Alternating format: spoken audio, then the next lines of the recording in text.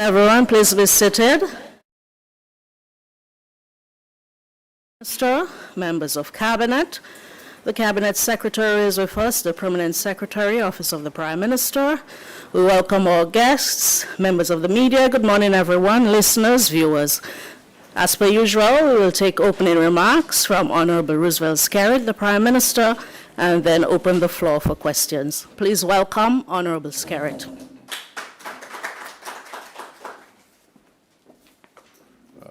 Good morning, everyone, and good morning to my colleagues here and senior public officers, and of course, the listening and viewing public. I want to thank you for your usual attendance and attention, and of course, the media for being present. I want to thank you for joining me once again as we reflect on the progress we continue to make in advancing our people's development and addressing the issues that matter most to them. First, I want to extend solidarity to the people of Calibishi, who endured severe flooding just over a week ago following heavy rainfall.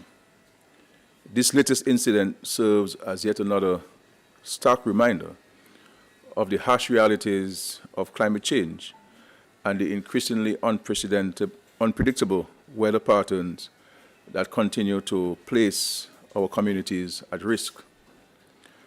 As the residents of Calibishi press on with cleanup, I want to take this moment to urge communities across Dominica to take proactive steps to enhance their safety and preparedness. The fight against climate change demands collective action and a community response. Get involved. Clean your gutters and drains. Remove debris from waterways. Cut overgrown vegetation that can obstruct the free flow of water. Together with your neighbors, organize community cleanups. Let us each do our part to reduce our vulnerability to these natural events. On Wednesday, I will visit the people of Calibishi to discuss with them how government can work closely with them to minimize future impacts. This brings me to the upcoming hurricane season, which officially begins on Sunday, June 1. I want to use this press conference to speak directly to the Dominican people about our state of readiness and the steps we must all take to safeguard our lives, our homes, and our communities.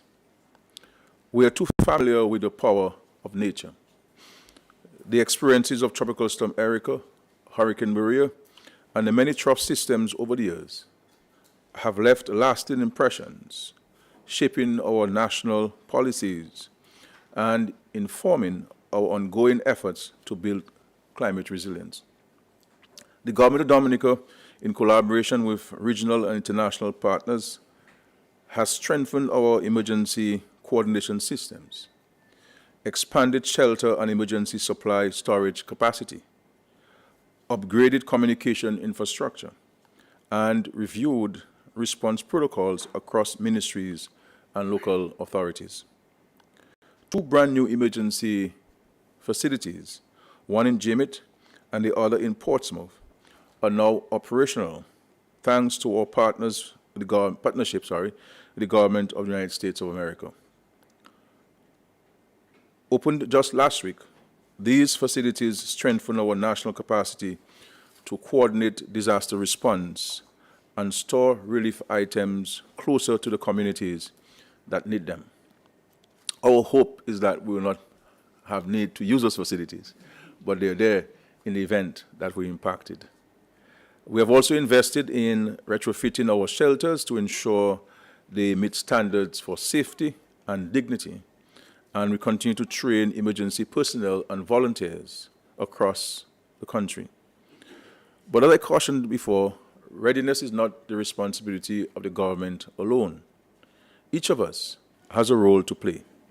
And so I urge all citizens to begin preparations in earnest.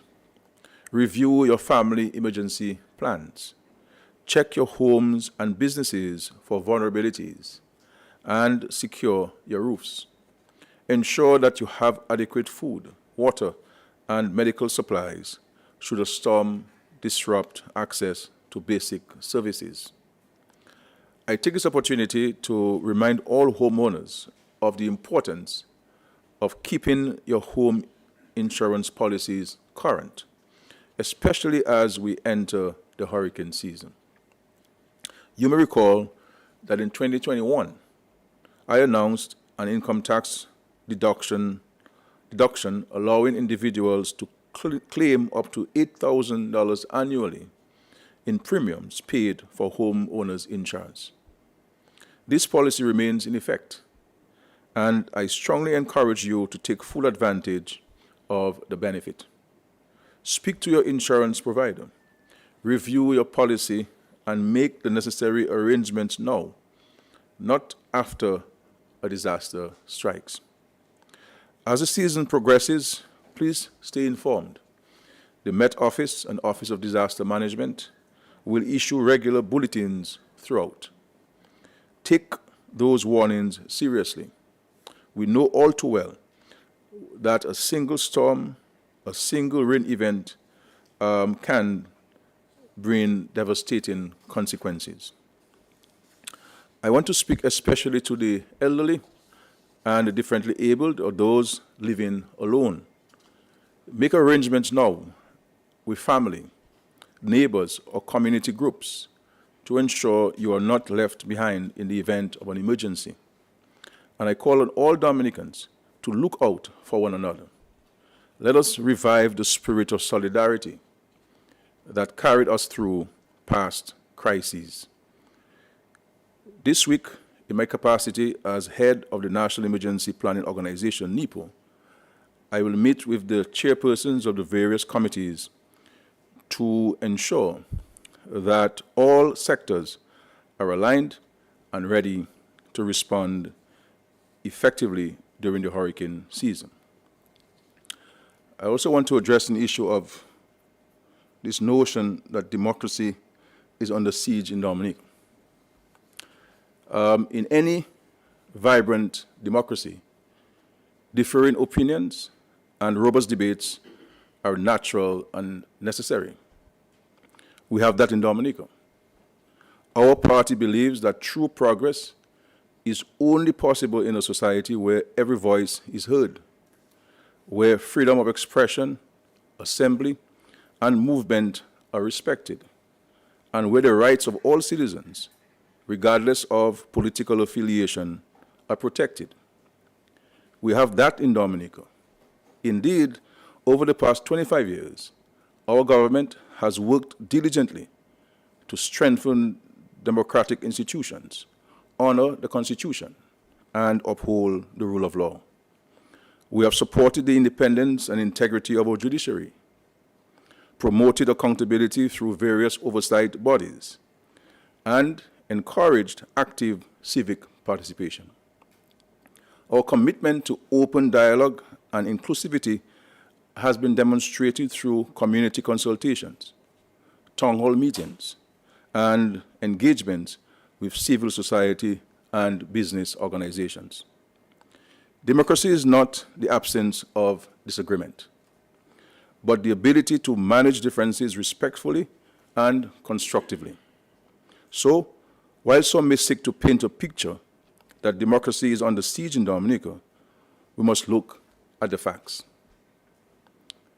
And we must not be afraid to let the facts spoil our stories of lies, deception, and propaganda.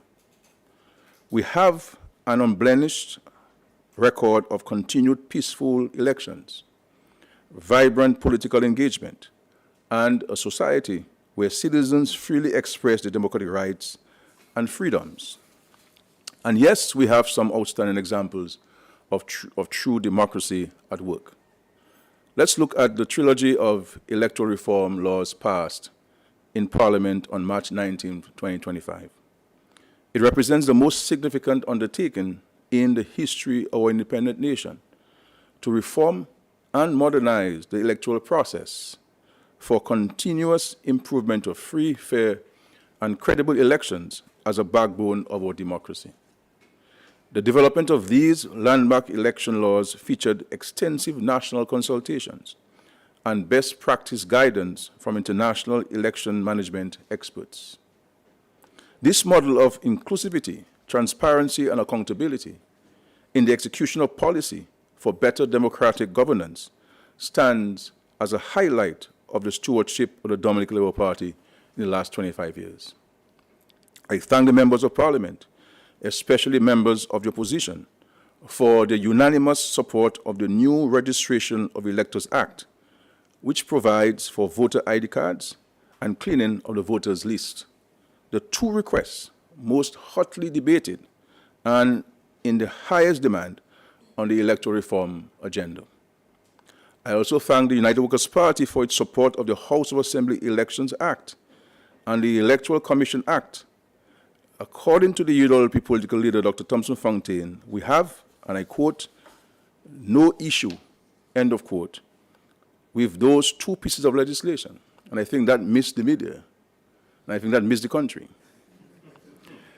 But it begs the question, if the Registration of Electors Act provides for voter ID cards and a clean, accurate voters list, and the UWP has, quote unquote, no issue with the House of Assembly Elections Act and the Electoral Commission Act, then what was the purpose of the March 19th protest action, which the police deemed an unlawful assembly? Political protest action is democracy, but law enforcement intervention to ensure that political protest action does not offend the rule of law is also democracy. The Labour Party remains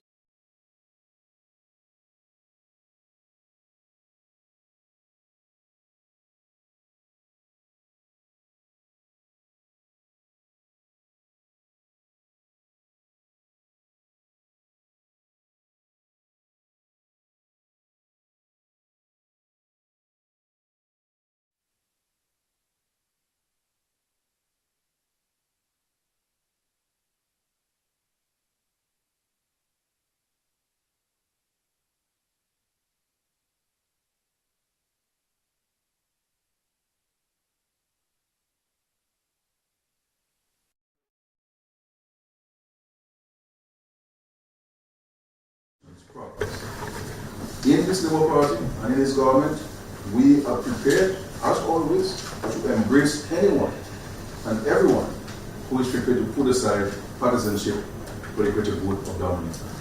There is a seat at the table for everyone who is prepared to work with this party, to overcome the challenges that we face and we're confronted with the global tailwinds that are taking place and the geopolitical shifts and the impact of climate change.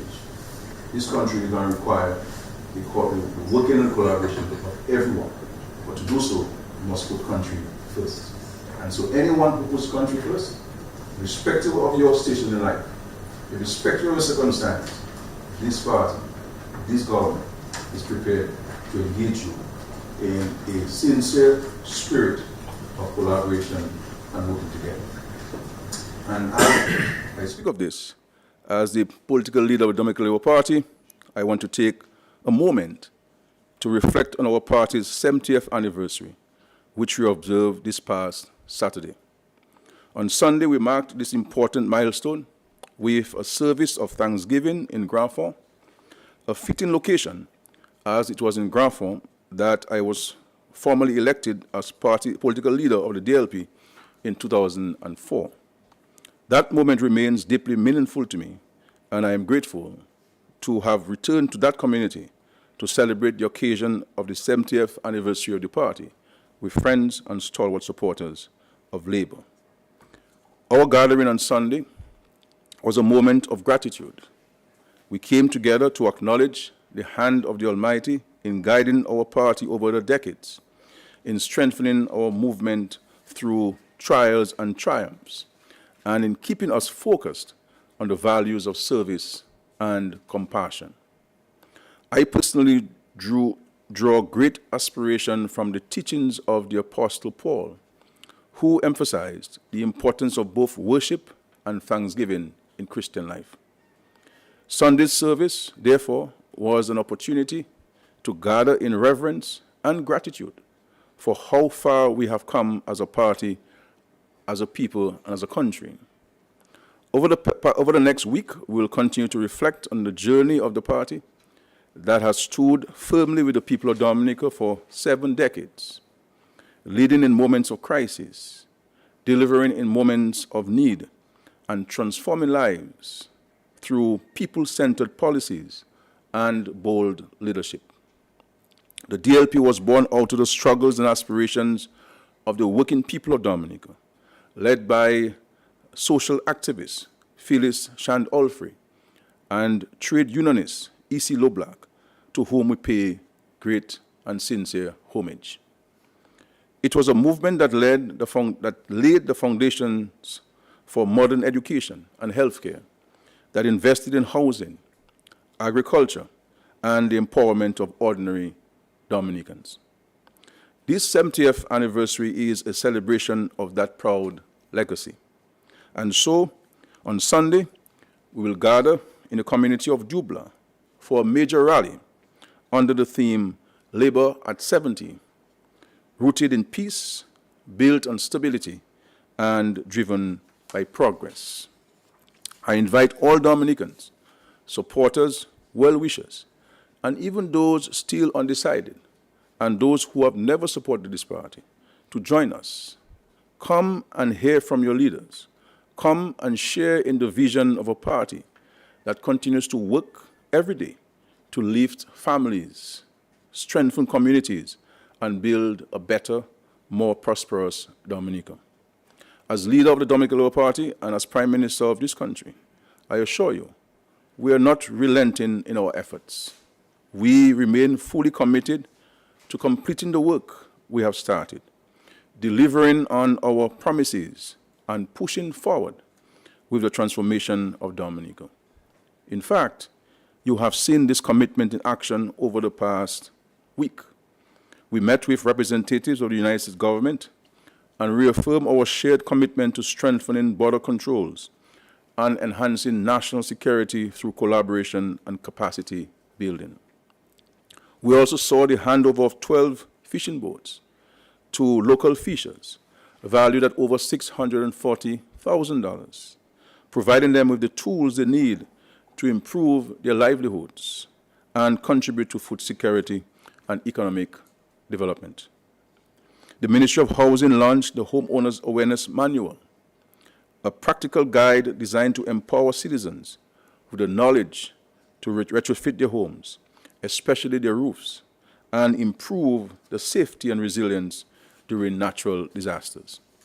And just recently, the Ministry of Housing met with representatives of the MMC and was assured that the new homes under construction will be completed in the coming weeks. The road infrastructure is being finalized and finishing touches are being applied. The Ministry of Housing shall hand over those homes during the summer of 2025. And I believe Scott said, well, it's now, I think. So I think Scott said we'll get the keys today or tomorrow. 21 homes in Scottsdale, lifting 21 families up.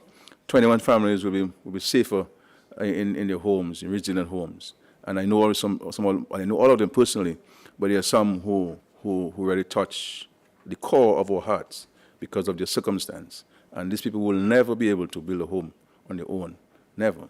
And that's why we're so committed to ensuring that we provide these safe spaces for the people.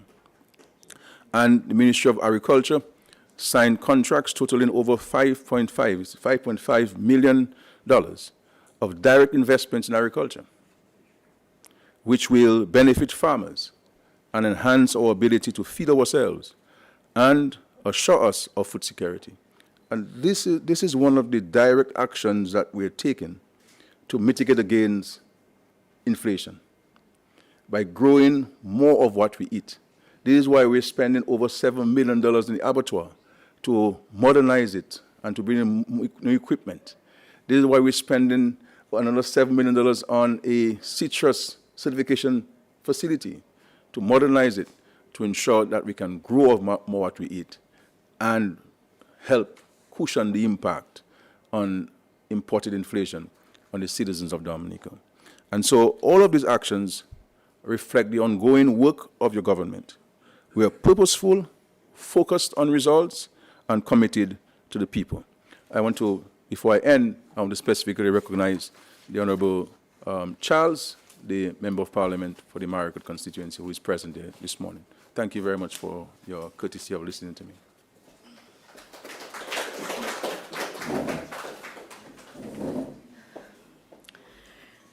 Thank you, Prime Minister, for these comprehensive remarks. We could very well end here, but I will invite the members of the media to pose their questions to, I see Curtis and Carla in consultation. Are you guys ready? Okay. Good morning, Prime Minister, and everyone here this morning. My first question is on the anniversary of the Dominica Labour Party's 70th anniversary. As you observe your 70th anniversary this year, has the time come for constitutional reform? And if so, what areas would a Dominica Labour Party administration pursue as you look at constitutional reform? I covered a march and an event of the Rastafarian community yesterday to do with Africa Day. And the question of reparations came up at that event yesterday. What is Dominica's position on reparation and the CARICOM position on reparation? And Prime Minister, my final question in this round has to do with Clear Harbor. So there has been developments about Clear Harbor in the last few weeks. Can you bring us up to date on how many people have been affected and what is government's position as we look at Clear Harbor? I will come back a little stronger in the second round, but I'll make way for Carlton Baptist in a little while. A little stronger.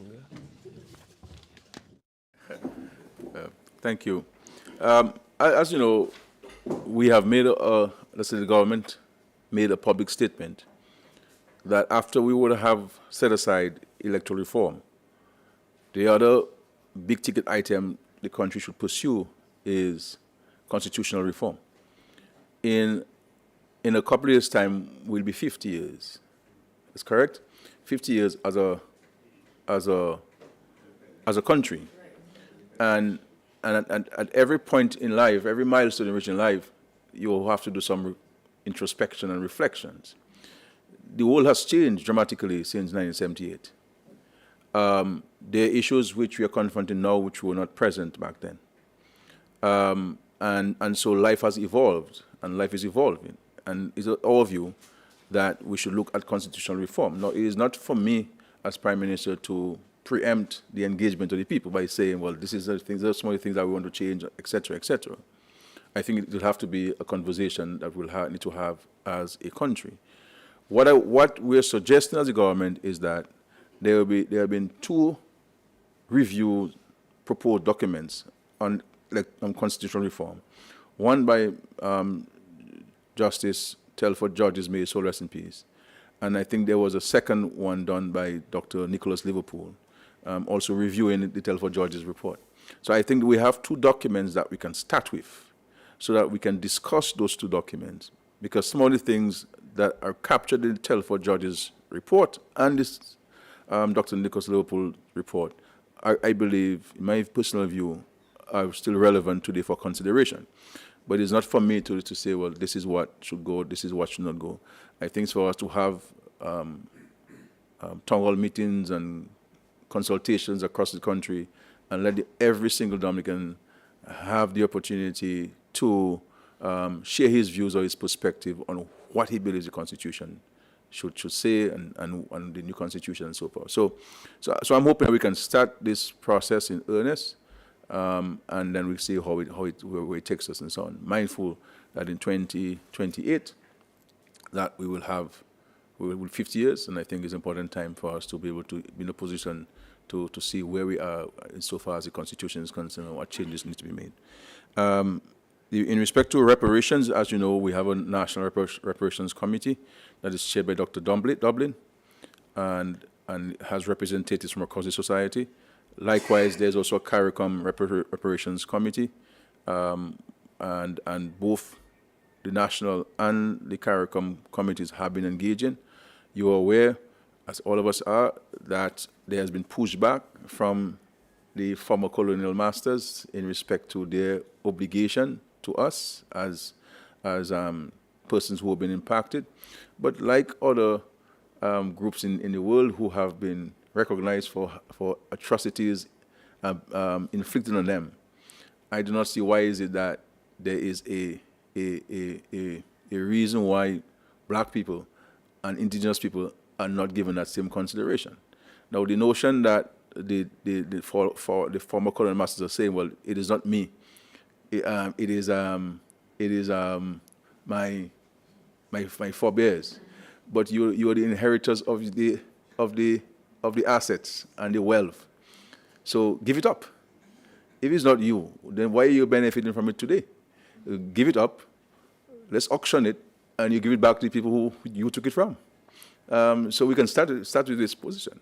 So this is not. I don't think it is a confrontation we're having. I think it is if we're talking about injustice and the need for us to compensate people for the injustices meted out to them, I think reparation is an important one. So we certainly join the Rastafarian community in Dominica, and so their views reflect the CARICOM's position and also our national position. Okay, the issue of Clare Harbour, as you know, Clare Harbour has been a major employer in Dominica since 2004, and they have been really true partners in our quest towards the creation of sustainable jobs and opportunities for young people. Every so often, such entities go through a process. So they have clients, sometimes the clients is for a 3-year period or a 5-year period. And at the end of those periods, then there's some consideration. Sometimes they roll it over, as they have done many times. But you have a challenge now in the era of AI, and this is something that we in Dominica must start speaking about. So there are companies now who are moving now to an AI solution, which is a cheaper solution to them. And so that's one of the reasons why we have lost many clients. And the challenge we had in Dominica, why it is so impactful on us at the Clare Harbour, is that we sort of had gotten over the years preferential treatment by Clare Harbour by giving us the bigger clients. So you'll have one client employing 200 people or 100 people at one go. So if you have a client that's employing 200 people for you and they pull out, then you can understand the dramatic impact on this. So what is happening now with Clare Harbour is that they are in discussion with 2 potential clients. And we believe that if they're able to conclude, because so far they're saying to me it looks promising, but we have to wait for the conclusion. So, but if they're able to successfully conclude negotiations with these 2 clients, then the majority of people who were sent home would be re-engaged. And so we look forward to that, and we're providing Clare Harbour with all necessary support. I'm in direct contact with the president of Clare Harbour on these matters, and we are on standby to provide whatever support. If it means I have to travel to the United States to meet the potential clients, I've offered that to them. And so we're hoping that we can make some movements in this, and we'll look forward to that. So I think these are your questions.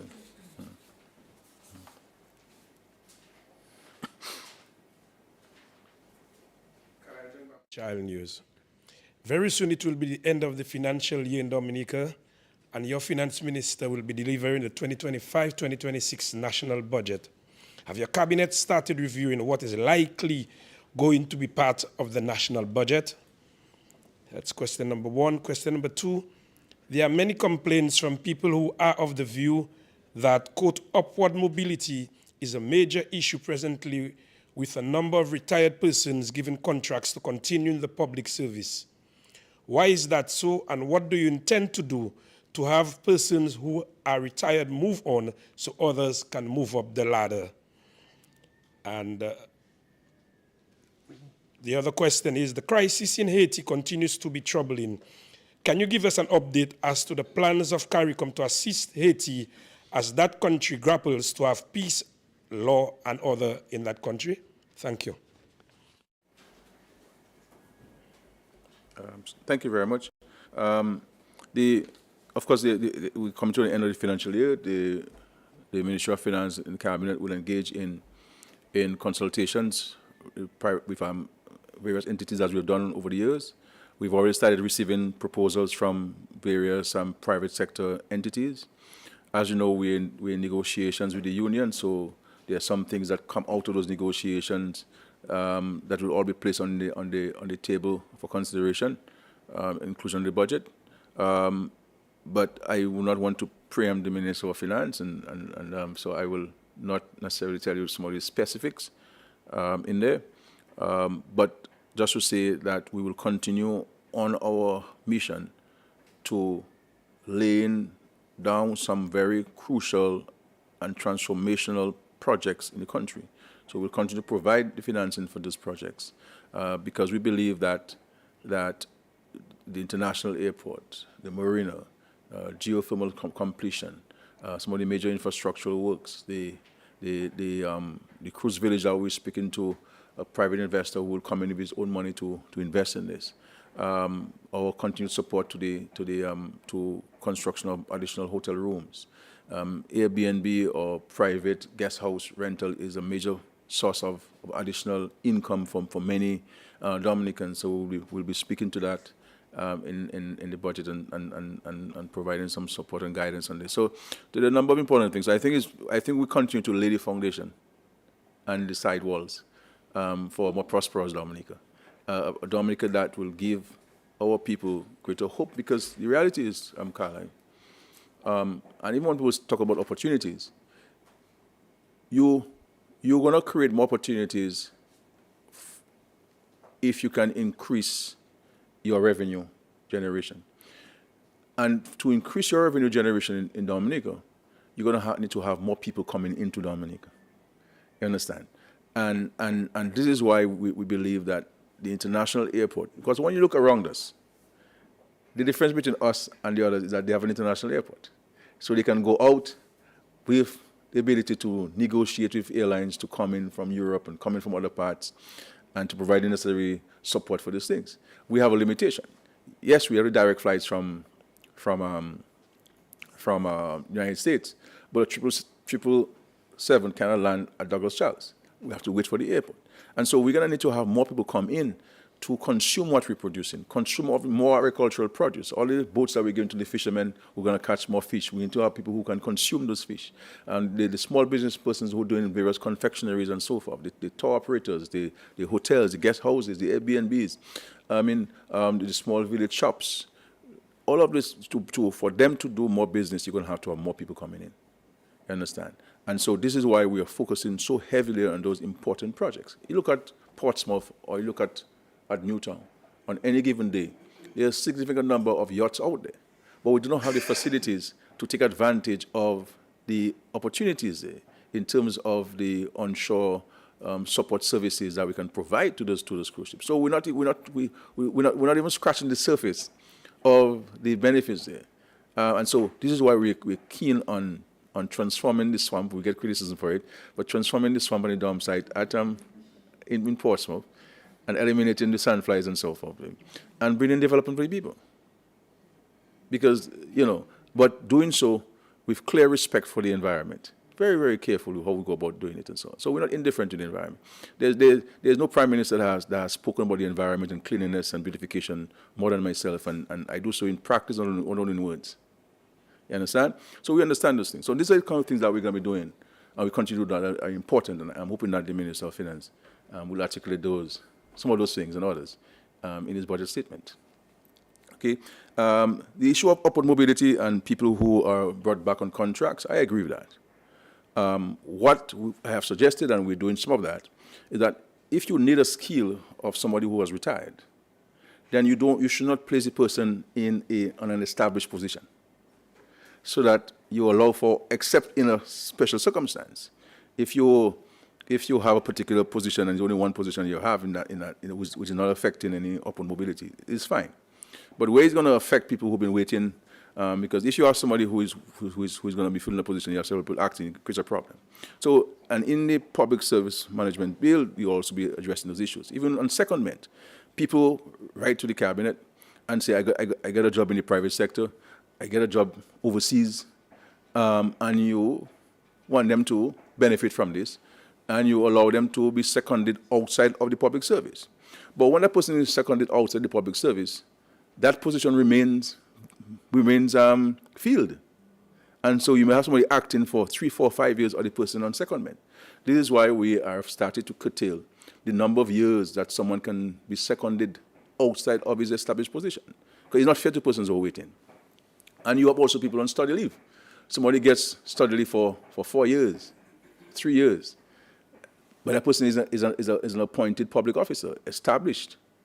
And so there are different considerations, not only people on contracts, but it's also people who are on secondment and people who want study leave. And the people who ask for special leave. People who get the green card, I believe, and they want to see how America going, and so they don't want to retire or resign one time, so they go able to see how things turn in for them, and they go and they spend a year and they take leave without pay. And so those things that we're trying to ensure that we can, while we do not want to cut them off completely, you understand what I'm saying? Because we have to be practical and pragmatic in all what we do. But we're also mindful that it's creating a problem. So this is why I always make a joke that when you retire, and then all your staff members come and they have cake and they have champagne and so on, they're not happy. They're not happy that you retire. They're happy that your position comes vacant because they've been waiting for that. And somebody waiting in the slips for 2, 3 years because they're counting how much time you have. And once you get to your retirement time, before you get to 60 years, they write you one time. And so I understand the unnerving situation that many people are placed with. So, but we're trying to find a way, both legally and by policy, on how we can overcome those challenges. Okay, and the issue of Haiti is a serious problem that we continue to work, continue to help. As I said yesterday at the church service, we can't have Haiti fatigue. We have a duty and obligation to Haiti. But if I were to express one personal point on Haiti, I had suggested, and there are many who supported that position, but it doesn't carry through, that we should have had a conversation with the gangs in Haiti. We should have had a conversation in Haiti. The gangs in Haiti are too crucial a player for you to not engage them. And if you do not engage people, then you leave them to their own devices. Sanctions are not going to change the attitude of any gang leader or gang member in Haiti. You understand what I'm saying? I believe, and I went ahead, because I was chairman of CARICOM then, I went ahead and I spoke to Norway, because Norway had played a very crucial role in facilitating discussions and negotiations between the government of Colombia and FAC. Now, FAC was a terrorist group, and you have now people who are part of FAC in Parliament, in Congress, in part of the government in Colombia. And so I understand people do not want to engage gangs and so on, but they're part of the society. We do not hate them, we hate their behavior and their actions. And how do we get them to curtail or to change their behavior and actions? And to leave these guys to their own devices and send in drones to try to kill them and so on, all you're going to have is get the situation worse. And the gangs are a crucial part of it. Now, I am not a Haitian, I'm not part of the Haitian government. I can only suggest, you understand what I'm saying? But if there's a problem in society, we have to talk. You have the president, the current president of Syria, he had a $10 million bounty in his head a few months ago. And a few weeks ago, he made the president of the United States. You understand what I'm saying? So let us understand that unless we have a discussion with the gangs in there, the gangs are you leave them to the devices, they become their own government in the ghettos, they provide to people that the state cannot provide because the state cannot come into the services. So what do you have? You have a de facto government. Law and order can be maintained. So, and I still believe it's not too late. We cannot set aside anybody in terms of finding a solution for peace. Because without peace in Haiti, without law and order in Haiti, there is no future for Haiti. And one of the crucial ways of bringing in this issue of the thing. Now, if after consultations with the guys, discussion with these guys, they want to behave, then you go after them. You eliminate them. Simple as that. But you give them opportunity to change their ways. You understand? And so this is my personal view on the Haitian situation. This is not a CARICOM position on the matter. So this is my personal view on the city, and I don't, I don't impose my views on people. I share my views, and so forth. But there was, and the Norwegian government was prepared to provide the resources and the framework for this and to facilitate the discuss. And I was prepared myself. I told them to go to Haiti and to be part of the conversations with the gangs. You understand what I'm saying? So. But this is where we are. Yeah. Prime Minister, local government reform would have been discussed this month, May. Have you all made any progress on reform for local government system in Dominica? Well, I will leave it to the Minister for Local Government to give you a more comprehensive response on this. But she's not there today. But I'll make an arrangement for that. And I mean, the process of local government reform is still on the agenda. I know there were some discussions. I know there were some consultations. I have not seen the report coming out of those consultations, so I cannot speak to any specifics in respect to the consultation which was held. Right. You've said that lighting for Windsor Park would begin or would be installed by September of this year. Is everything on course for that project at Windsor Park? Right.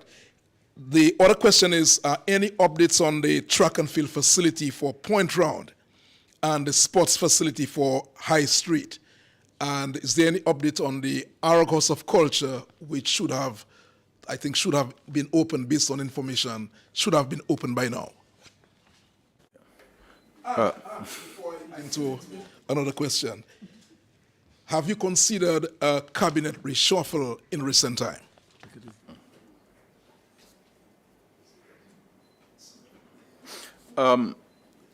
So the issue of lights in the Windsor Park, as I said, contract was signed. I was hoping that there would have been a more public. I'm signing a significant contract, I guess, should have been done in somebody's private office.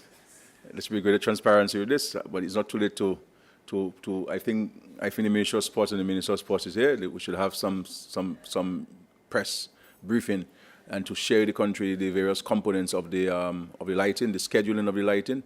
My clear mandate to the Ministry of Sports and the National Lottery is that I want the lights in place in September. You understand? So they have to do everything to get this going. Because absolutely the lights must be in place for the festival and for Independence celebration. And there should be no excuse for that. We have to get it going. I believe an advance may have been paid to the supplier as per the contract. So it's a matter now to ship those components in there, and there's some local infrastructure work on the side which need to be done. I'm hoping that they can do these things. The problem I have, part of the problem I have in Dominica, and I'll share some of my concerns that I have as Prime Minister, maybe on Sunday, that there has to be a higher level of productivity and diligence in the country. This idea of people washing their tools at 3 o'clock and at 7 o'clock is still broad daylight. We have to change that. We have to change this. And every time there's a fete in Dominica, we don't see people until 3-4 days after the fete is over.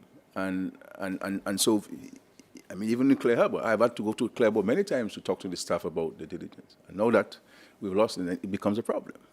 You understand what I'm saying? So we have to be more diligent in the country. And we can't leave things for tomorrow. Because tomorrow has its own challenges, as the Bible tells us. So do what we have to do today. And then when tomorrow comes, we'll deal with tomorrow's challenges. But if we keep pushing things back for tomorrow, then tomorrow will become overwhelming. And so we have to be a little more diligent and professional in what we do in the country so that we can reap the benefits in a quicker time. So the Minister of Sports is there, and I'm sure he will take note of those points. The track and field, we're making progress. As you know, we acquired the land at a point wrong. This is the only site we could find, the type of soil. We're supposed to do some soil testing. That was done already. What's the next step? We're clearing this week. So they have signed a contract for the clearing. So you guys need to call the press and tell the press all these things, man, Oscar George, man. Come on, man. Just, and so that the people, you guys keep anything a secret, man. You sign a contract for 14 or 19 or some $1 million a secret. You do soil testing is a secret. You're going to clear the land next week is a secret. I mean, building a press conference on site in Point Trong, you can show them the exact location. If you invite me, I'll come. All right, so you'll have a press briefing next week on that, and on all of these wonderful things happening on sports, and all of the sports officers are going to be appointed. And so so there's a lot of things happening in this country there. Yeah, I'm telling you, you don't know that. I mean, Kalai people don't know that. I mean, if you don't know that, nobody knows the Kalai.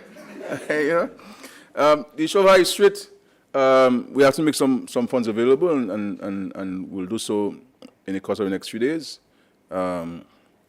It's an important facility that the Member of Parliament for Roseau Central was able to mobilize funds outside the government. So the government hasn't spent money on this project itself. These are funds coming from two sources that the Member of Parliament was able to receive, and she's done some work there.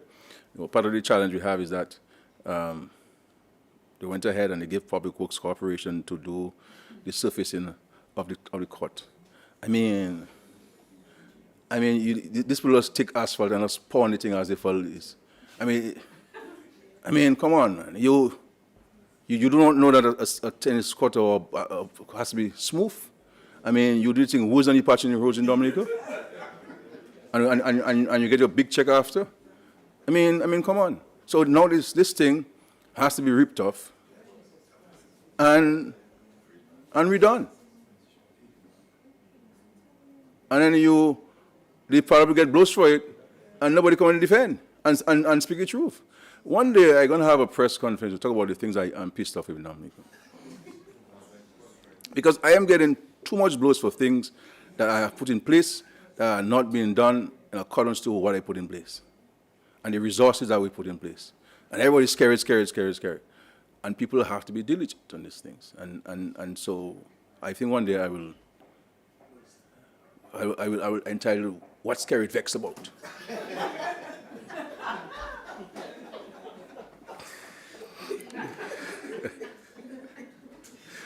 If you study African history, Thomas Sankara, who was the military ruler of Burkina Faso, all of his engagements were done on live television. So he would speak to all public officers, all ministers, all ambassadors live on all issues. So maybe I've been telling him that for many years, even before Tuareg came into office. Maybe I should do that instead so people know. But we have to be a little more diligent on this. And so some funds were made available to the High Street staff, and so we can enhance the facilities there, and the folks can have access to this and exercise, and there are many other things that are going to be happening there. Our records of culture, obviously, they have all of the resources for this. I'm not sure what is happening in respect to putting these things in place. But again, the press conference next week, that they will give you a full briefing on these things. Okay? Cabinet reshuffle. Well, you just never know. Many things can happen. There's always a possibility. After a couple of years, you may have a change of focus or priorities as a government, and you will have to shift things around. So, yes, quite possibly there will be a cabinet reshuffle so that we can enhance our delivery of services to our people. Because as a government, you cannot be indifferent to the complaints of the public because you're doing work on their behalf. And as you know, I have my ears on the ground every single day. And so I am not unaware of the complaints of the people of Dominica. And I, as you know, I always responded on those issues. So certainly the government has to come to a point where it has to reassess its priorities and the resources that it has at its disposal and juxtapose them against what the people are saying. Because we are working on people's behalf, not on our behalf. You understand? And to work on people's behalf, you must know what they want and how they want it. And if you cannot do it how you're supposed to do it, then you have to explain to them why. It may be a resource issue, it may be a technical issue, but we have to keep informing the public. And let the public know we have to take them along with us. We cannot be ahead of the public or behind them. They have to be side by side with us because we have to work together. And so it's something I take very, very seriously as Prime Minister and the leader of the Labour Party. And so you'll be informed when that's happening, but there'll be some changes to be made. Well, the short answer to this is yes, but as to the timing, I do not know. It's a thing I always have to give reflection to and clear thought to, because ultimately the buck stops with me. But certainly there'll be some changes made. Some may be dramatic, some may not. Yeah. PM, let me first say, and I'll quote Che Guevara, who said that at the risk of seeming ridiculous, that a true revolutionary is guided by the great feelings of love. And you, to me, embodies, or you represent that saying.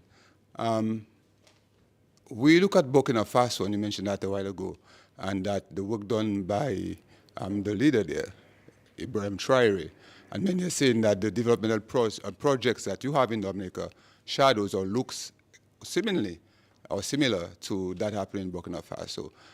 Do you think that there's need for diplomatic relations with OCS, between OCS or Dominica with Burkina Faso? And that's one. Second, you have led the charge, the clarion charge, to reduce NCDs in Dominica. Are you satisfied with the work that has been done by the Ministry of Health so far? And what strategies would you like to see as we move forward in reducing this number of NCDs, the pressures, the diabetes status, state data in Dominica? What do you think?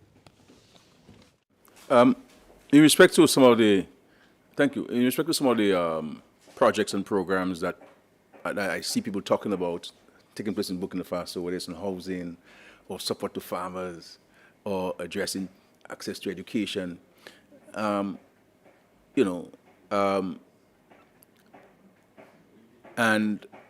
I see some people glorifying it, but some people glorifying it, people criticize me for it here.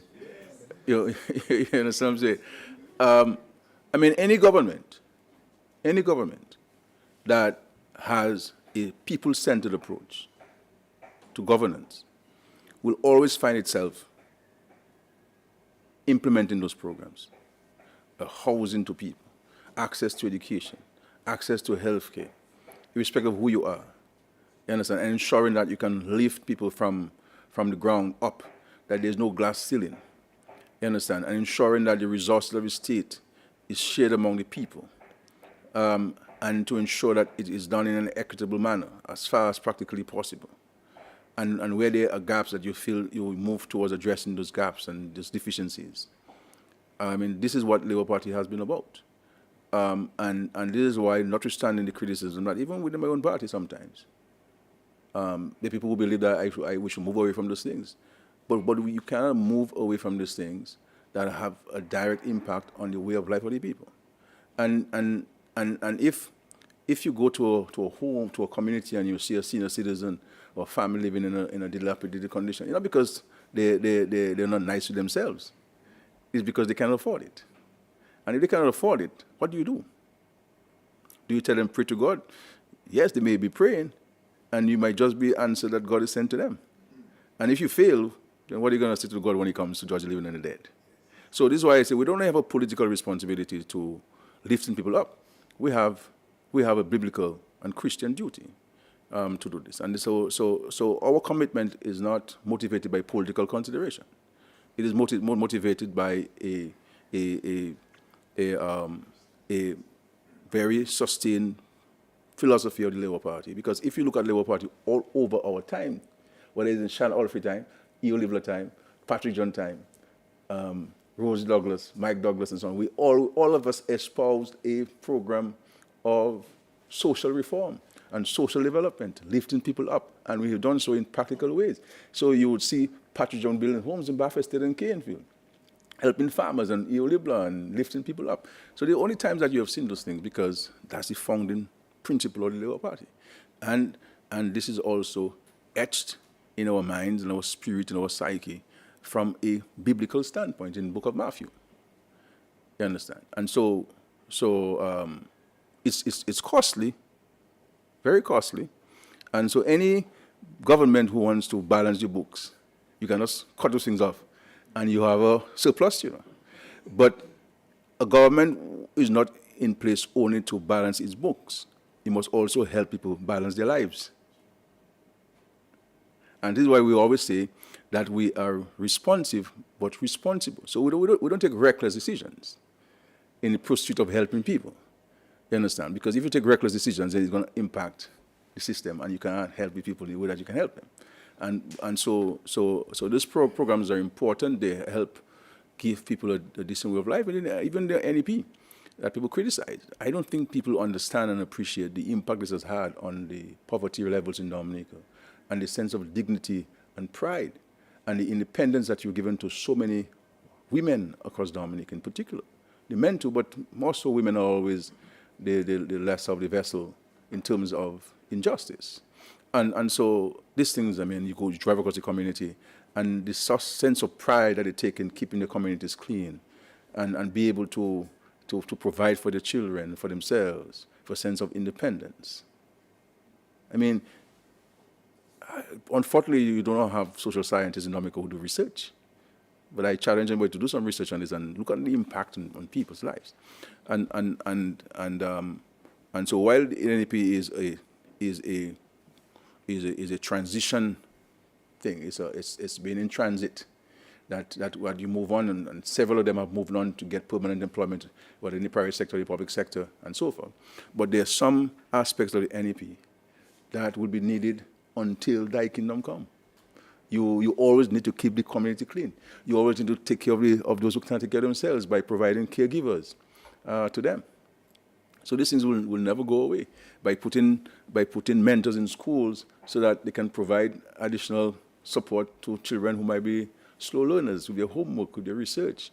These are the things that are impacting. And you have a small business owner who just started, and you want to give them some help so that they can, sustain their investment and start making a profit and graduate out of the program. You give them some support. And so these programs and projects have been carefully thought out. This is part of a strategy, because development is not all about infrastructure; it's about human aspect of development. So you can have all of the infrastructure, if people are not able to take advantage of it, then so no benefit. So you have to make sure that both can be attended to at the same time. You understand? And so what is happening in Burkina Faso and even some of the Caribbean countries, we applaud them because these are people-centered policies and programs. And in Dominica, we just have to be more positive and constructive and be more appreciative. NCDs is not only NCDs has to be, the fight against NCDs has to be a personal responsibility, a family responsibility, a community responsibility, a business community responsibility. It cannot be the Ministry of Health alone. And I think that, I'm not saying that to say that there are some things that we are not doing, that we should be doing. I believe that there needs to be more public education. The education must be more visible and more apparent, and because this is an existential threat to us. This issue of CNCDs is costing families, it's costing the society. If you have to do a check of the amount of sick leave people take and monetize that, it's a significant part of your GDP. Yeah? You understand? And that is one thing. But I think we have to encourage people to take care of themselves, and each of us must play a part in the public education. But because no matter what the government and the Ministry of Health may say or do, then you'll have a problem. And what we find ourselves doing the government, is that we spend more money on medication because we have to treat people, and we have to get more expensive medication because of the acuteness of the NCD on people. So all we're doing is spend the money, but I think that we can reverse that by pushing the wellness part and getting people to take care of themselves, exercise, eat right. So in my case personally, as you know, I always speak about this matter. Anywhere I speak about this in the Caribbean, anywhere I speak about this matter. And so I find myself becoming an activist. And I have taken this activism to another level, where I have banned the consumption of sugar or any added sugar, except from fruits. I don't take this, and dairy products and stuff like this. So I don't take any sugar whatsoever, and this is why I'm looking so slim and trim. You understand? And they say younger too. I don't know, but so. You understand? But I can walk from Rosa to Vehicles and fine. Easy. Huh? I'll call you when I come back. I suspect by the time you get to Master, if you don't, you can't lie. All right? But seriously, we have to, it has to be a national effort. A national effort to crack this thing down. And we're seeing more and more younger people having high blood pressure and diabetes. And if somebody at 10 and 12 and 13 getting diabetes and hypertension, it tells you what the person's life will be like. And the reality is many people are walking the streets in Dominica not knowing that they have it. And which is by the time you get to know it, they have a stroke. They're on a bed. You understand? And so, and those of us who are in the food business have to be mindful of our contribution to that. We just put in too much sugar in the juice. You know, too much sugar in the juice. And this thing of putting sugar in bakes and sugar in red beans and so on. You put your red beans to soak overnight, you pressure cook the thing. You pressure cook the beans and it gets soft. You quiver the beans. But you can't want to quiver beans by putting sugar, brown sugar, anything. I mean, I understand this thing. I mean, and if you're making bakes, there's a difference between bakes and donuts. Donuts is sweet, bakes is also sweet. But you can't make bakes and a donut to give me myself, eating anything, I think that thing's sweet, man. And you have sugar in the bakes. So we have to watch those things. You understand? And we adding sugar in the coconut water that we're selling on the side of the road. And, I mean, why should we add sugar to coconut water? If you want the thing to be sweet, you get some mature ones and some young ones and you mix it. You know what I'm saying? So you get a little sugar there. So, you know. But you can't sit at your home, buy some brown sugar and you add some water from the Wasco. And you're selling this thing to people. Now, somebody who is diabetic, who feel like a bottle of coconut good for them, they tongue, they're hot and so on. They drink coconut water, they get a little natural sugar from it. Not realizing that their diabetes level elevated. And the person falling tongue, they're in a coma. You know what I'm saying? Because they drink that whole bottle of coconut water there. Half of it is sugar. And so these are some of the things. You know, I think we need to have greater conversation about these things because this is a major, major threat. You know, I have been sounding the alarm for the last 15 or so years. And it's getting worse. It's getting seriously worse. Okay, but thank you for the questions. Yes, anybody else? Sorry. For Kyrie FM. My first question is, are there any updates or negotiations between Dominica and the United Kingdom on visa-free access? And two, would the government of Dominica ever consider a transport board system, something similar to the one in Barbados, where there are special rates for senior citizens and to assist with not just the general public, but essential workers as well, like, for example, nurses, security officers, where it passes at certain time frames? The negotiations with the UK, we continue to have discussions. There are no specific updates on that matter, but it is something that remains a priority for us. So we continue to have discussions in the Mondays. The issue of the transport board, I mean, as I understand it, in Barbados, the government owns the buses and they employ people and so forth, but that they have had a history of that. You understand? So this is a legacy program in Barbados. Because here in Dominica you have so many of the small bus owners running the roads of Dominica, it might be a difficult thing for the government to come in to displace them. We, for example, even the transportation of school children.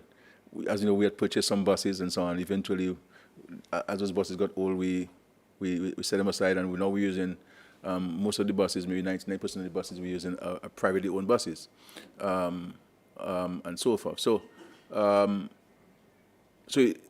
not sure this is something that we would be prepared to look at, because it would have a negative impact on so many of the people who rely on this for their living. And if you were to bring in a rebate, it's going to be difficult to have a system for you where you can have a rebate, because most of the bus drivers can't give you a receipt. They won't be able to give a receipt or anything like that you can present and make a claim for a rebate and so forth. So while I understand the intention of your question, you understand, I think we have to look at the mechanics of achieving that intention, and to see whether it's something that the country would want to consider. I'm just raising some immediate issues that become in the way or advancing that intention that you have. There, you know, so this is where we are. Yeah. Yeah.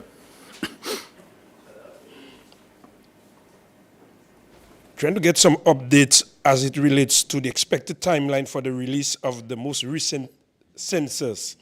Many stakeholders are eagerly awaiting this important data. Also, we're trying to find out also an update and plans for as the government in terms of addressing the African snail, which is posing a serious problem to farmers in Dominica. And when do we expect to have a confirmation of a police chief in Dominica? And my final one before I hand over to my good friend to my left, the issue of garbage continues to be a major problem. Yes, I understand that we receive some garbage trucks, but the rats are creating havoc, and garbage all over the place, and rats and rats and rats. And leptospirosis is becoming a major issue. What? Yes. So can you please address us in that, please?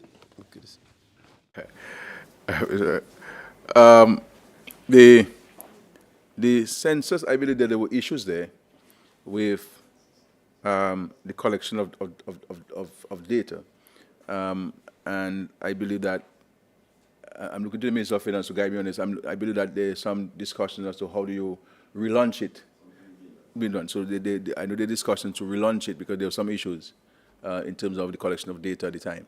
So that was suspended. So I think that they are looking at a new approach towards it, because the census is important.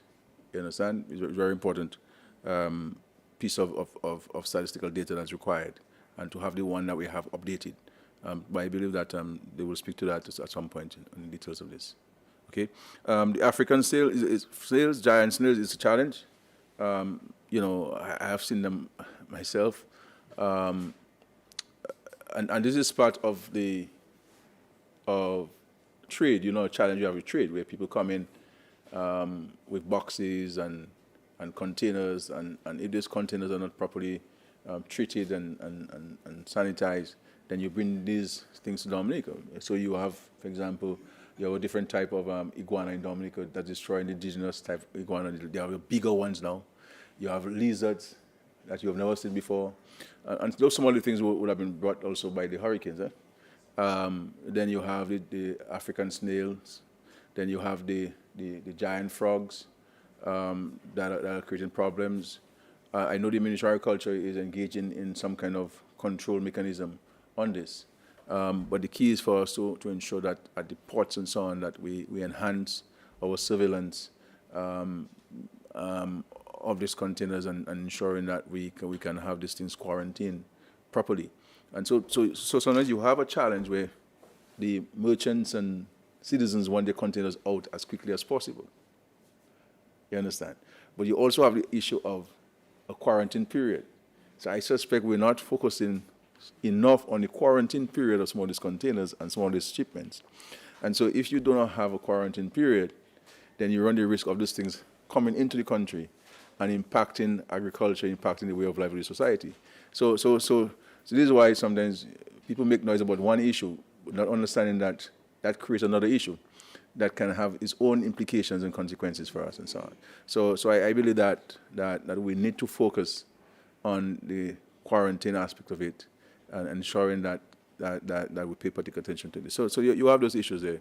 And so a lot of these things come in boxes and containers. You get the American cockroaches, the small ones, because they come in boxes that have not been treated and so on. And you understand what I'm saying? So you have different, all of these things are coming in. And so it's a challenge for us and for the farmers, and especially if you have vegetables, giant African snail and also the frogs and so on. Though in some parts they eat the frogs, you know. In some places they eat the frogs and giant African snail, you know. But it's a challenge and it's creating problems for farmers. Yeah. Confirmation of shore police, obviously at the appropriate time this will be done, and you'll be so informed and advised when it's done. So as you know, we have an acting chief of police and we have an acting deputy chief. I believe the assistant commissioner of police will be appointed soon, and there so will be put placed in so that at the appropriate time that those positions will be filled. Okay. And garbage collection again. Garbage collection is a societal responsibility. You know, if you leave your home with garbage and you just dump it on the side of the road, and you don't put it in proper garbage bags and it's not sealed properly, you know, of course the dogs will come. If you have stray dogs in the villages and the communities, and you put plastic bag with bones and everything in there, dogs will come, rats will come. So we have a responsibility as individuals to address those issues. We in the government, we in solid waste, we're looking at different strategies that can be employed, whether we bring back the big skips and the smaller skips and place them in strategic locations and ensure that they are emptied as quickly as possible. That's something we're looking at. We have purchased a couple of trucks. We get an additional 5 new trucks that have been donated to us by a benefactor. Those trucks are under manufacturing, and the next 90 days or so, we're hoping that they'll be nominated. So we buy new assets for solid waste.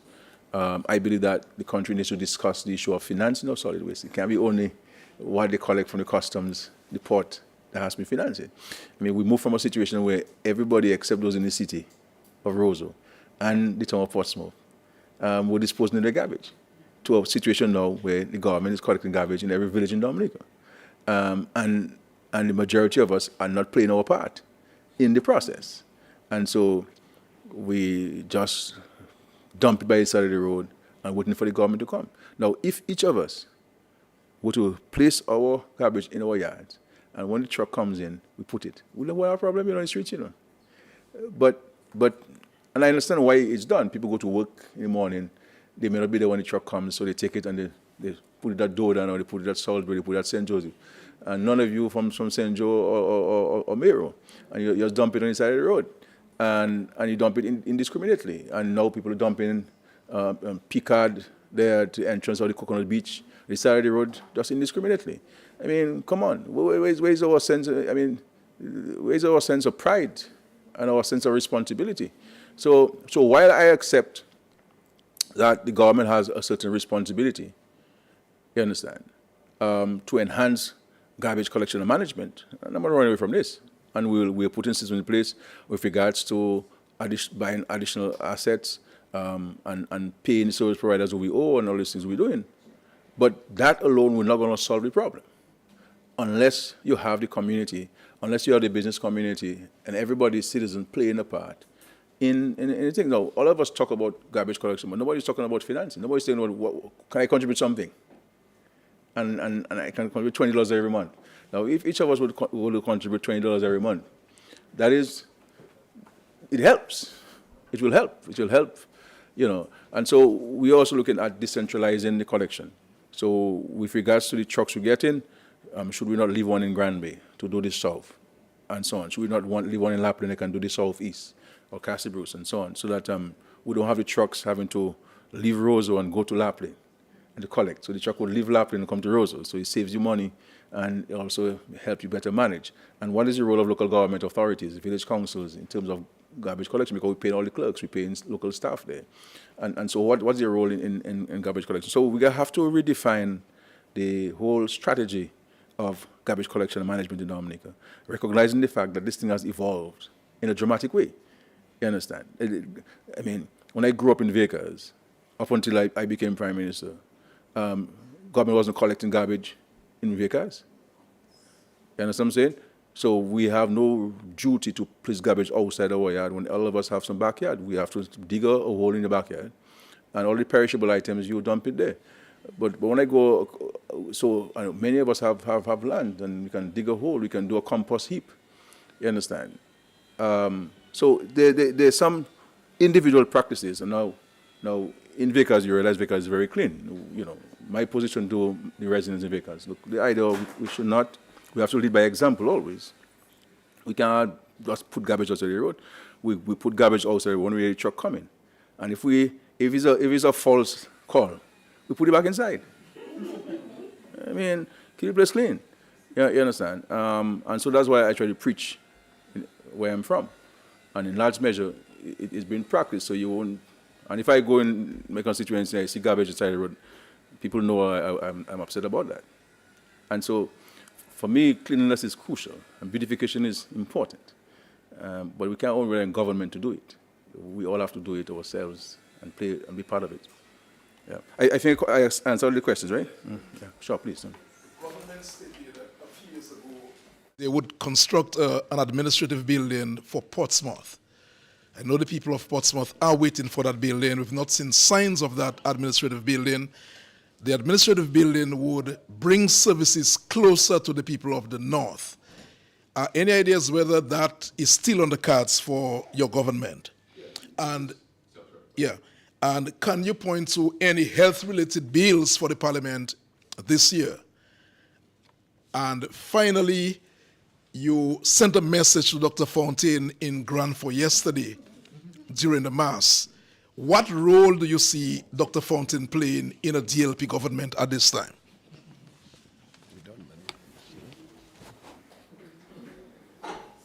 You want them to give Fontaine more problems, boy, after you show up at church yesterday?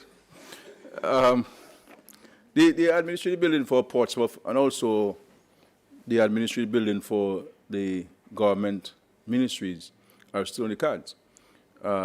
Because as is in Portsmouth, we have government services dispersed all over Portsmouth, and nobody knows where most of these buildings are. Likewise in town, in Roseau. And so we have to, we need to address this. And again, this is where the private sector can come in. So the private sector who has money should come to us with a proposal and say, look, government, I heard you want to build a government headquarters. I can fund it. Can you give me a 30-year lease? And my interest rate is 6%. You understand? We're prepared to engage in those conversations. In many parts of the Caribbean, you have government occupying private sector properties with a long-term lease in place. You understand? And you can have a situation where lease to own. After 30 years, the government owns the building. You will have made your money, and you'll have made 6-7% over what you gave. You understand? So you come out good, and the government gets a service. So these are things that we're prepared to engage the private sector on. You know, so rather than putting the money in accounts in Miami, you know, let's have the money at National Bank there and give us a loan from there, so we can maintain those agreements. So that's one thing we can do. But the bigger problem I have, Curtis, is, and I mean, you guys spoke about Burkina Faso, and a lot of people talk about Burkina Faso. The problem you have in countries like Dominica and all Caribbean countries, and in such political systems, is that people want to be consulted, which is great, and is important as part of democracy. But you get a sense that consultation is about stymieing things, about preventing things from happening. It's not about advancing things. So you spend so much time talking and people disagreeing and that's one agreeing, and then when you move forward, They want to take the government to court for the project, to stop the project, to have an injunction on it and so on. And I mean, how are you going to build a country where you have to be spending so much time? You express your view. We run a country by consensus, except for election time. You want to make decisions by consensus. And then the majority of the particular, let's proceed. But so that's part of the challenge you have. And this is the conversation that's taking place in Africa, where people are looking now to Burkina Faso in these countries where you have military governments and things are happening in quick time that took governments 30, 40 years to do. And governments are saying, well, look, I mean, the guy doesn't have an election to contend with. He doesn't have all of his consultation to contend with that holds back things. And if you look at countries that are modern these days, and this is a conversation we have, and I'm not saying that we should have a system in Dominica, please, no. But this is a conversation that we have. People go to countries and they see, well, this country has this and that country has this, or Singapore, or Dubai, or Saudi Arabia. But these countries have good government systems where decision is truncated. And you go and the leader, the Crown Prince of Saudi Arabia, he presents a plan to the country say, great, Your Highness, proceed. You understand? But here, if you build a house, you have to have consultations, where to build it, to this and that, and it takes you a long time. And that's why I said something ago, let's free me up a bit.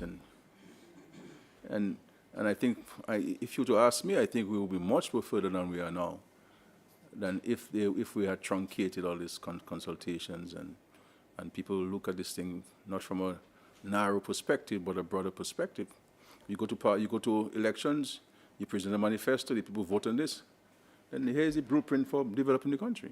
People have voted on it. And this is the frustration that President Trump has. This is why President Trump is going the route of executive orders. Because he has to go for the normal process. I mean, he will leave government 20 years later and it won't be done. And so this is a challenge that you have. Even, for example, with education reform. I've been talking about education reform for so long. For so long. But everybody wants to be consulted. And our children now are being affected by this as every single year. So I can tell you I'm going to bring the guillotine down on all these things, where you have all this thing of primary school children doing 13 subjects. That has to be something in the past. This is ridiculous. We have to go to the 4 or 5 subjects. English, math, social studies with some history in it, social science. That is the subjects. Music, dance, flute, guitar, art, sports. These are extracurricular activities where children have to be able to work together, play together, do things together. We're not building a culture of collaboration. We're not building a culture of cooperation. We're not building students with analytical skills and critical thinking and comprehension skills. And in an era of information, AI, a child doesn't have to remember anything, because you can go on your phone and get everything. You know what I'm saying? But when you have a little child carrying a bag that not even a father can carry, I mean, we have the children depressed. Even this issue of this national assessment, it has to be revamped. It has to be rethought. You understand? Because if every child has a space, why should when a child get to grade 5, the only thing we're teaching them is about common entrance, national assessment, and we forget that there are other things in the world to deal with? So, come September, we're going to do maths, we're going to do English language, we're going to do social studies with some science, some history in it, and we're going to do some little science and so on. So we focus on critical skills. This thing, yeah. This thing, we're gonna have, because you see, and then we have to let children go and do agriculture in school. Let children do carpentry at school, primary school. Let them do art. Let them do architectural drawing. Let us see who are the people who are inclined towards that ability, because the Bible tells you everybody has talent, you know. And in psychology, you have 7 different types of learners. So everybody is a linguistic learner, or everybody is a spatial learner.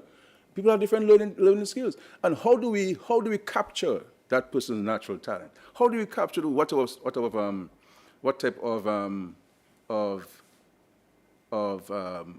learner that person is?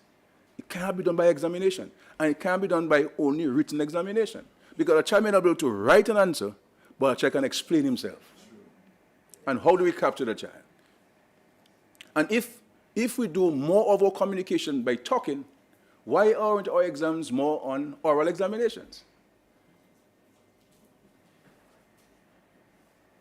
When I taught at high school and colleges, no child could get an A unless you participated in the class, because 25% of your final grade was for class participation.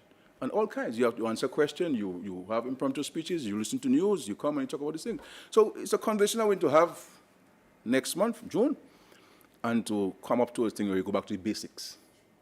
The world requires, the challenges now facing the world require us to go back to the basics in order for us to take advantage of the technological advancement taking place.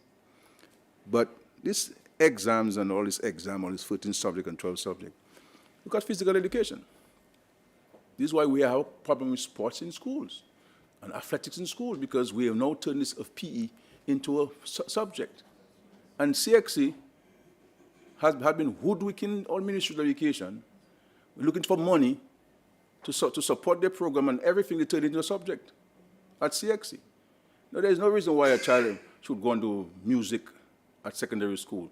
You'll end up being a musician at some point. But if you force the child not to focus on exams, the child will not focus on natural talent, because people have aversions to certain strictures.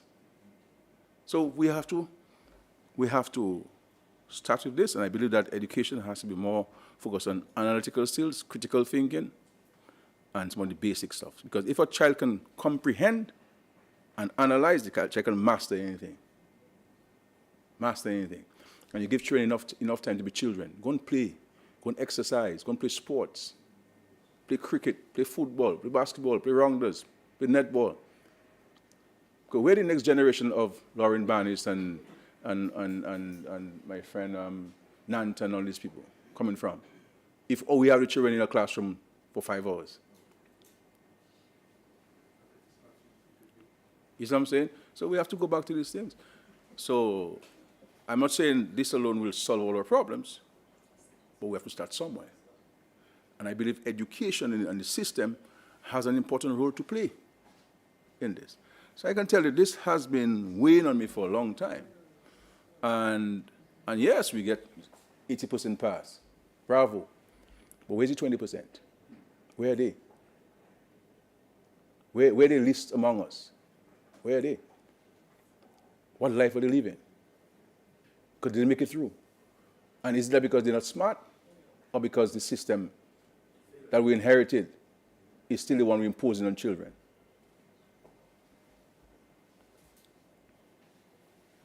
And then exams, the children, exam time, or parents have the children depressed because everybody want to post what the children get and what the children get. And then because most of us do not have an appreciation for picking out children who are depressed and who are going for challenges, by the time we find out, it's too late. And the system should never be one contributing to that. A school must be a conducive place for learning. It mustn't be a burden. It mustn't be an imposition. And I'm not criticizing anybody. You know. I'm the Prime Minister of the country, so I take the full responsibility. So I'm not there passing the buck on anybody. That's not my style. Neither am I criticizing a teacher or any minister or any PS or any CEO. That's not what I'm talking about. I'm talking about a system that we've inherited that has not been examined in our entire lifetime, pre and post independence. And the world has changed dramatically. Where does AI fit in the school system today? And we cannot say it about technology by just giving a child a laptop. How does that fit in to learning? So it makes no sense and I see sometimes I see exams, I see tests, and most of them do have correct answers. Because we're into tricking children. We're into tricking children. We have an exam with tricking children. Which, and please, teachers, don't say scared. I mean, I'm still a teacher, you know, my friend. So I'm not criticizing you, please. I don't, because people like to jump on things and not pay attention to the substance of what I'm saying. Because everybody wants to make everything Skerrit says into a political issue. It's not a political issue. So I don't want anybody to say I'm attacking anybody, please. Just like I say 5 plus 5 is 55, everybody says Skerrit don't know maths, man. You know?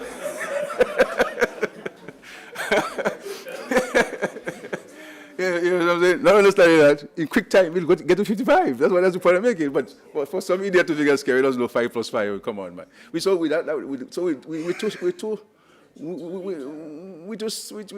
too cynical in our views. We're too childish in our engagement. Let's elevate, and that's that, because you see, comrade, that's a product of the system.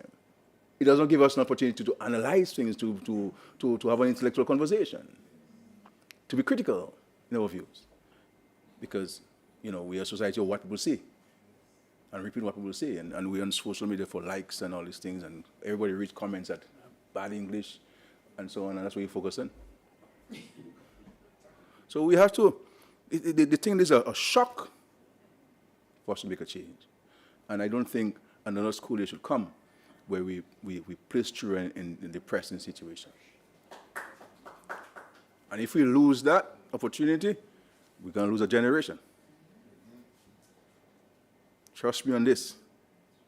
Trust me on this. And I say so with the greatest sense of emotion, the greatest sense of concern, that I have a responsibility, because the box stop is me, that I'm going to have this thing effective in September. That all the other stuff will be extracurricular activities. But let's focus on let children read properly. Let children be able to do maths properly. Let people to understand who they are and social studies, and go and do civics. Go to the rivers and go. Don't put a peas in a tissue paper and wet it. Go and plant the peas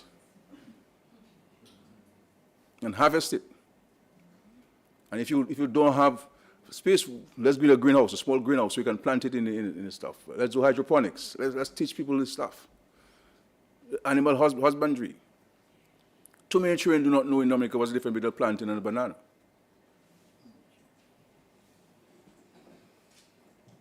Let children go to the grotto and take care, make the beds of the senior citizens. Feed them.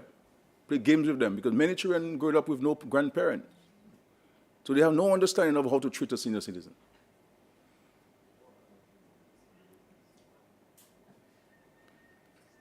You understand? And if your plan PM were to materialize by September, what impact will that have on all the teachers? it's not going to change. We're not going to replace anybody, because there's work for everybody to be done. So there's work because you have extracurricular activities. You understand? So I'm not saying get rid of music. No, don't get me wrong. We'll keep it.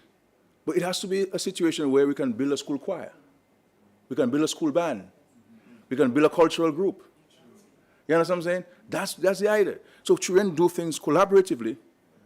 People do things together. Now, understand, I'm sorry for going for so long, because this requires another time. I try to, I've been told I give to be long responses to questions.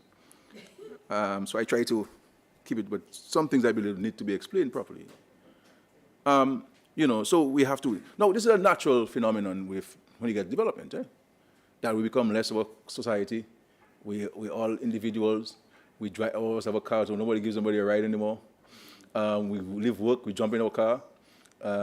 We drive in our garage.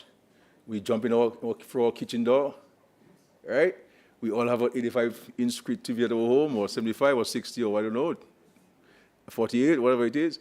We have channels that we don't know what to do with. We have Netflix, we have YouTube channels, we have all sorts of things that we can watch and non-stop. You know what I'm saying? Back in the days, you go by your neighbor and watch TV. Everybody has their own TV. So the issue of community is no longer there. This is why you have issues. You have problem with garbage collection. This is why you have a problem with community activities, because we're all individuals. And we have to, this is why I'm saying, we have to go back to the basics. The basics of life.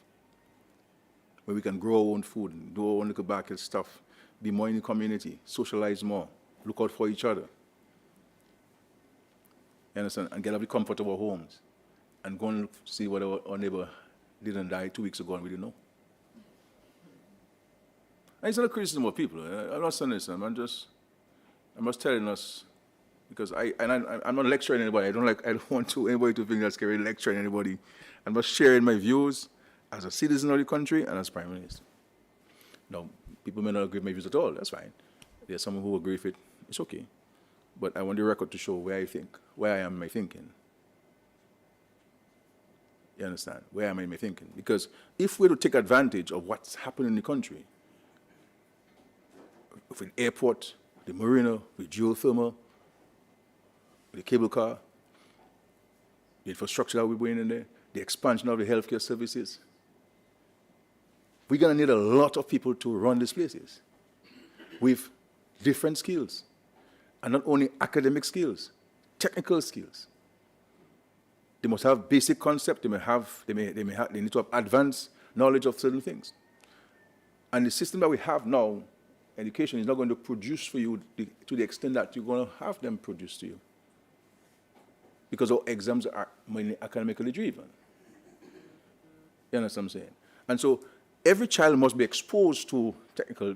It's not to say, well, watch a child and say, well, that child comes from this home, then put them in technical stuff. No. You have to be able to do so by diagnostic testing, by practical things. You understand? When I taught at school, I give children an assignment for the first day of school to be able to diagnose their abilities. So I give you an assignment, fresh out come from your home. And out of that, I can know what challenges people have, and you help them in the areas where you know that they have a challenge, so they can become more holistic children. You understand? So in my English class, we did history, we did geography, we did maths. Not the 5 + 5 = 55, but we did real maths. You know. We do all those things. Because I always told students, nobody's going to ask you to write a 600-word essay when you go out in the public. The boss man is going to ask you to, look, we have a presentation to make, go and represent the company. What are you going to say? You're going to be sweating and trembling? No, you have to have self-confidence. You have to be able to speak. Anyway, so we'll have a symposium on this, and I'm hoping that the Minister of Finance will be able to articulate those positions in his budget address. I'm not part of the consultation, you know. You know, so we'll have a consultation symposium in June. We can bring in people and have a fair and honest conversation about these matters. These matters. But I am saying that time is not on our side. And then we can spend the same amount of money or less money and achieve more. More results, better results. Every child can be placed where his talent is and hone that talent, enhance that talent, so that child can become a productive citizen in Dominica, because the child is doing what the Lord has given to him, the gift. He's given opportunity to manifest it. Yeah. So these are some of my everyday personal reflections on some of the things. Yes, Kala, you have questions? Well, someone's asking, I know we run out of time quickly, but the investment in Dutsi, what is the latest in that? I think I asked that some time ago, and Dutsi is becoming a burning issue. I don't respond to this. A long matter. So yeah, we can. I know there are some issues there back then and so on. But on the final issue of Dr. Fountain and what place in it, I mean, you have seen me in action as the leader of the Labour Party and Prime Minister. Always prepared to engage anybody who's prepared to put the country first. I did not come into politics with any history of political engagement in the forefront of politics. My family was supporting the party, but not on a political platform or anything. So I came here to make a contribution. I've always said that we do not have all of the resources within Labour to do what we have to do, that we're prepared to engage. And that position has manifested itself with the inclusion of many people who were dead against Roosevelt Skerrit and dead against Labour. But I always say to our party that this thing is not about me or about us, it's about the country. And anybody who says that he or she has a talent, a skill, and if you were to put it at the disposal of the country, we prefer to engage. But you must first put the country first. You understand? And you must do that with seriousness. I mean, we brought in the deputy leader of the United Party into Labour and into the cabinet. We brought in the leader of the Freedom Party into Labour, into the cabinet. And you have seen a number of very strong anti-Labour activists who have come join the party and who are engaged. Sometimes even within my own party, people say that I'm closer to these people than I'm to them. So, I mean, I'll get my blows in Labour too, everybody may get serious blows, sometimes, but all through love and so on. And because we have democracy in there. So, I'm prepared to do this thing. And because we have to move away from this appearance of political tribalism or division, and we waste money, we waste time engaging ourselves and fighting each other. For what? It's not going to benefit us. It's not going to benefit anybody. This country is too small, and there are too many challenges that we have to deal with that are external to us but affecting us dramatically. That we should join our forces in unison. Climate change, the challenge that we face on the CBI programs, in the CNCDs, education system. So there are a lot of things that we have to work together on, and I'm prepared to engage anybody. This is not my country. We play our part. We do what we have to do. But anybody who's prepared to play.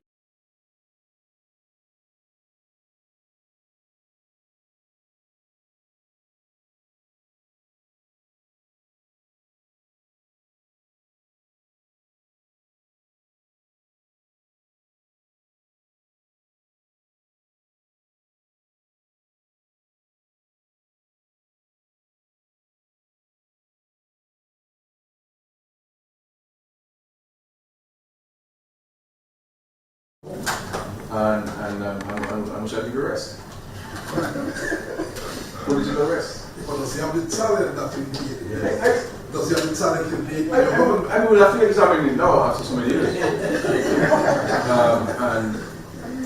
It doesn't have to be whether there's not talent or not, or where, what position. I don't think a consideration of position should be a precondition or a preconsideration. It's about contribution. And you don't have to be the brightest person or the dancest person in the world to make a contribution. Everybody has a view. And if in a conversation that one can contribute to the conversation and you can enhance it, then that's great. So it doesn't have to be what position, whether it's a minister or ambassador or director of this, director of that. The positions are not a necessary consideration. It's about where we are as a country, what we need to do as a country, and whether the present construct that we have is helping the country. And if you say you have a talent, the question you have to ask yourself is, what are you going to do with that talent? Because the reality is, it appears from all vantage points, including what the European people are saying, that Labour is going to be in office for a very long time. And so, if Labour is going to be the government, then do you want to be outside and not come to the center to make a contribution? You understand? And so we're open to anybody. So people have my number. They can reach out to me, and we'll tell you I am not who they have tried to paint me as. I have come into this politics, and I have dedicated all my life to the service of Dominica. 25 years in Parliament, plus 7 years as a school teacher. I'm just 52 years. And I've done nothing else in that 25 years. Nothing else, except to be at the service of the people of Dominica. Nothing else. Every single day, dedicated myself to this country. Nothing else. And so, I have no axe to grind with anybody. And if there's anybody in this country who should be bitter, it's me. But I'm not bitter.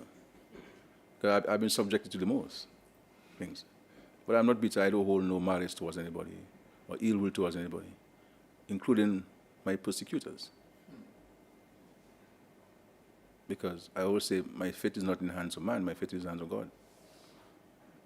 And of course, no weapon formed against me shall prosper. The Lord promised me that. So, so we engage. Let's build a national movement for national development, where we all can sit around the table with mutual respect and mutual trust. And I see the member of Marigot there. That's also extended to him. You know, he could come back home. You understand? Because every one of us in this country has a foundation in labor. You understand? We'll see. So let's engage, and any ideas people have, they can send it to us. I'm sure they have access to the ministers and to the members of parliament. The health bill. I believe there are 1 or 2 bills that are still outstanding in the Ministry of Health. As you know, the Ministry of Health has a number of bills that we put in forward. I think there is the medical professional bill is out, and the nursing and pharmacy bills, all of which are ready. They may not. I don't think they may go before the budget, so maybe in the summertime, because I believe before the budget we go to pass the legislation dealing with the what's the bill called? The permanent reserve. So we're going to Parliament to pass this maybe in mid-June thereabout, before we prorogue Parliament, so that we can transform policy into legislation and to protect the whales, because the whales lend an important opportunity for us from an economic standpoint.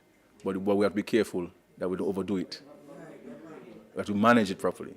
So we must not go and rush the whales. The next thing, the whales will leave us permanently.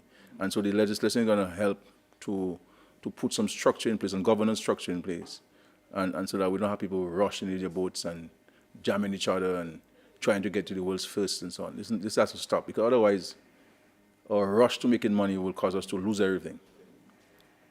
You understand? Because swimming in the whales is becoming a major issue. But it can be for everybody. You have to have money to go and swim in whales in Dominica. So all of these things are going to be addressed in terms of how much it's going to cost someone to be able to swim with the whales. I mean, it's not vola you're swimming with, my brother. If you want to swim in this thing, you go and swim with vola and Kong and this thing, but you're going to swim with whales. You have to pay big money for that. You can't come from all the and swim with whales for free. No, man, you have to pay money for that. So this thing is going to be dramatically increased, so that it become a VVVVVVIP and protected, and I know there's some dissonance as to where the funds will go. I believe that a special fund should be created. So a special fund will be created. So we have to amend the draft. A special fund must be created, and those monies going in there to protect the marine reserve, marine species, and to ensure that communities where we have marine reserve, like Scott said and so on, can benefit from this to sustain their livelihoods in times when they have difficulty in catching fish. So all these things that we have to look at, and of course we'll use some of it to promote the country, to market Dominica. And so a special trust fund will be created, and all the revenues for whale watching purposes will go into that fund to be reinvested in protecting the marine reserves and marine species in Dominica, and also helping the fisher people in the communities where those facilities are resident. Okay, so we'll take note of that and just change. That's one amendment I have for the bill. So. But thank you very much. Sorry for speaking for so long. You know, but I think the questions that you asked provoked some of my own reflections. I couldn't miss the opportunity to share those with you. But certainly, I look forward to engaging with you. I thank you for your questions, and I hope I was able to answer your questions. Thank you very much. God bless you.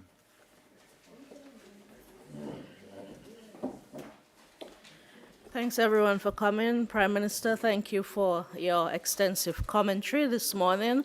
We will keep you updated on that press conference from the Ministry of Sports and Culture. We look forward to continuing our engagement with the media and with the public. Thank you, everyone.